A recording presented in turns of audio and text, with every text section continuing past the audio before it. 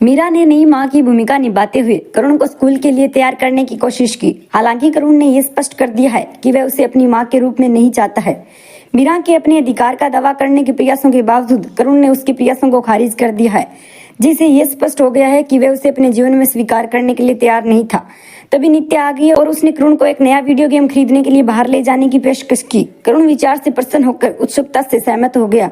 हालांकि मीरा चिंतित थी। उसका मानना था कि करुण को और अधिक वीडियो गेम में लिप्त होने के बजाय अपनी पढ़ाई पर ध्यान देने की आवश्यकता थी। लेकिन नित्या ने उसकी चिंताओं को ये कहते हुए टाल दिया कि वह जानती है कि करुण के लिए क्या सबसे अच्छा है और उसके साथ चली गई।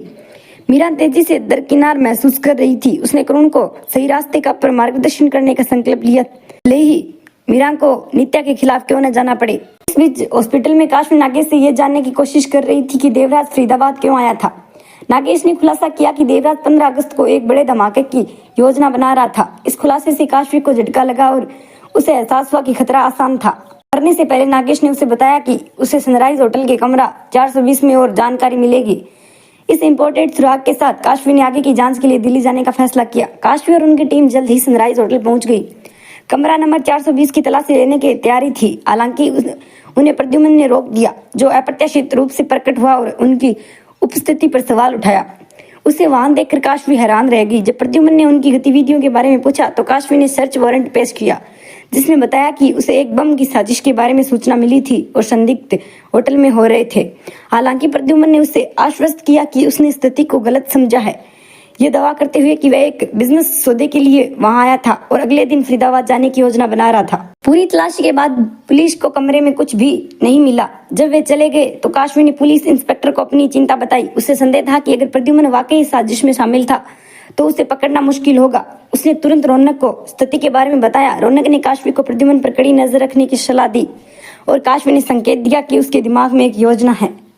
घर वापस आकर मीरा ने पाया कि अर्जुन ने अपनी अलमारी में उसके लिए जगह बनाई थी। ये एक छोटा लेकिन महत्वपूर्ण इशारा था जिसने उसे छू लिया। हालांकि उसके विचार जल्दी से मोहन उसके पूर्व पति की ओर चले गए, जिसकी तस्वीर उसे अलमारी में मिली थी। उसने अपने आप से फुसफुसाते हुए कहा कि उसे मोहन की कितनी याद आती है और फिर से पुष्टि की कि उसके दिल में मोहन हमेशा उसका पति रहेगा।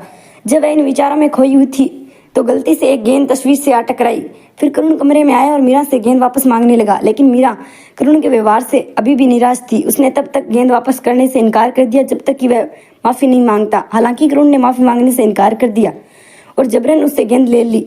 इससे नाराज होकर मीरा ने करुण का वीडियो गेम जब्त कर लिया और कहा कि जब तक वह माफी नहीं मांगता तब तक उसे ये वापस नहीं मिलेगा। बढ़ती झगड़े को देखकर अर्जुन ने करुण से कहा कि वह मीरा से माफी मांगे। जब करुण ने विरोध करना जारी रखा तो अर्जुन ने करुण को उसके कमरे में बंद करके और जब तक वह मान नहीं गया उसे खाना देने से मना कर के एक आश्चर्यजनक मोड़ में काश्मी ने प्रद्युम्न से एक बिजनेस प्रस्ताव के साथ संपर्क किया। उसने उसका बिजनेस भागीदार बनने की पेशकश की। उसे आश्वासन दिया कि उसे धन के बारे में चिंता करने की जरूरत नहीं होगी। प्रद्युम्न शुरू में संदेहास्पद था। उसने सवाल किया कि क्या काश्मी के पास इतना पैसा है। काश्मी ने आत्मविश्वास से बताया कि वह सम्राट की बेटी है, उसकी संपत्ति तक उसकी पहुंच है, जिससे प्रद्युम्न उसे बिजनेस भागीदार के रूप में स्वीकार करने के लिए राजी हो गया।